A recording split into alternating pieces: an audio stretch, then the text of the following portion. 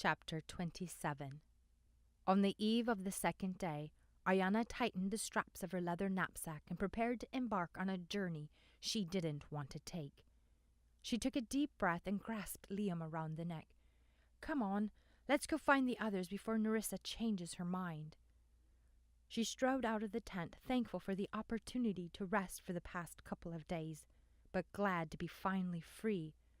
Nerissa had kept her isolated. To rest, she had said, but a different reason burned in her eyes. Had she really expected Ayianna to turn into a harpy? And what if she had? Ayianna shook her head. At least in sleep her thoughts had not tormented her. Above her the ruins of Remoja protruded from the mountainside like a blight.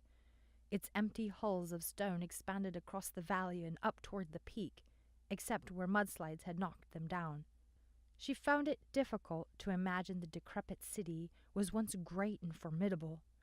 Now lichen and other vegetation covered its crumbling walls as nature reclaimed its scarred land. The sun slid behind the trees, taking with it any thread of warmth.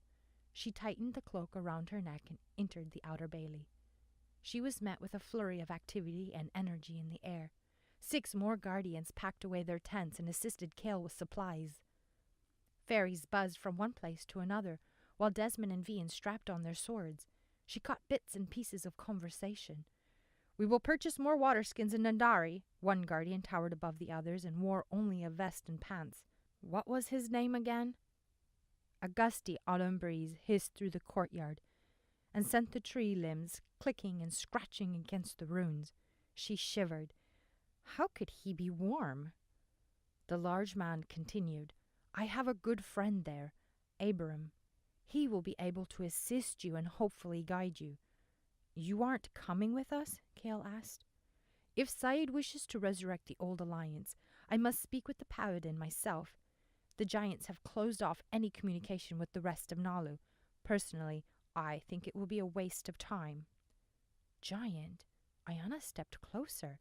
A patch covered his left eye, and inked runes not only marked his face, but his hands as well. Hadn't Nerissa told her about him? Darren, the half-giant who had carried her to Remoja. "Well, if it is such a waste of time, you could just come with us." Darren chuckled. "Nice try."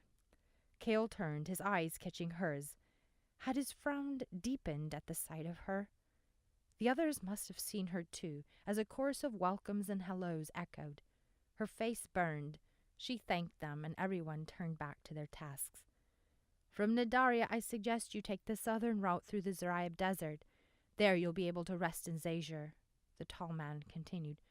"Zajir? You cannot be serious, Darren!" A voice growled behind Ayianna. A dwarf hobbled up. His leathery face displayed the same inscriptions that the other guardians bore, but barely legible above his bushy brown beard. He handed a braided rope to Cale. "Never be found without a good rope," he grunted at Cale before rounding on Darren. "Why not Mutney?" "Because Mutney takes them too close to Durka." Darren folded his canvas tent and tucked it in a bag.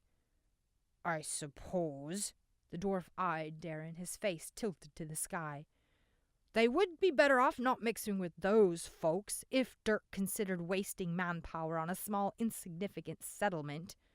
The northern desert is less sand and more rock. The traveling would be quicker and easier. Durka isn't as small and insignificant as you might think." Darren tied a bedroll to his pack. "I will not have them taking any chances." "Have you crossed the desert before, Cale?" Desmond asked as he walked up behind him. "No."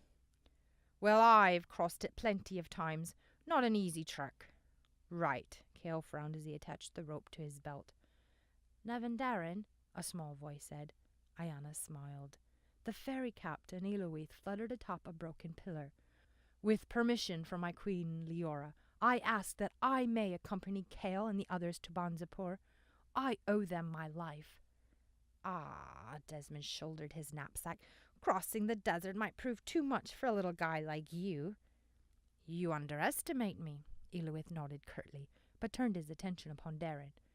Darren slipped a heavy cloak around his shoulders. "Your request is granted. I have a special task for you then, Eloith. After we reach Nandari, you must fly on ahead and deliver this letter to King Runako. Iluith accepted the sealed parchment, folded it, and slipped it into a pouch at his hip. I will make you proud, Nevin Darren. The heat does not affect my ability to fly, nor the dry air, for I will be in Bonsapor by the 4th night. Iluith bowed low as another fairy joined them, this one a female, wearing a long blue tunic with grey breeches. Her gold hair curled up into a bun like a crown. Was this the queen? My fellow fairies and I have stayed up into the wee hours of the morning making special cloaks for the Quadza, the quest, or we could call it the Natakovidi. And you are, Desmond interrupted. You'll have to forgive me, but there's so many of you fairies, it's hard to remember who is who.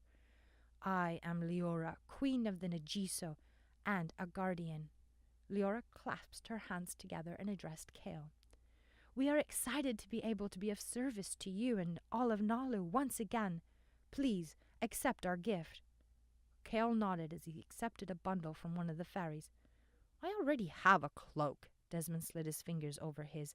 What's so special about these? They are designed to protect you from the desert heat, Iluith replied. Leora smiled. Her eyes glittered like amethysts. She snapped her fingers and several more fairies appeared carrying tan cloaks. She nodded and they handed them out. Ayianna slid her fingers along the cloak's smooth edges. Its lightweight fabric flowed through her hands like silk. Threads of gold wove through the cloak in gentle swirls and shimmered in the setting sun. Desmond fingered the material. Surely a draper would have considered it a wonder. Instead, he stuffed it into his bag. All right, then, are we ready? Ready, Darren chuckled. Hardly. Nevertheless, we must proceed. We shall reach Nadari by tomorrow's eve.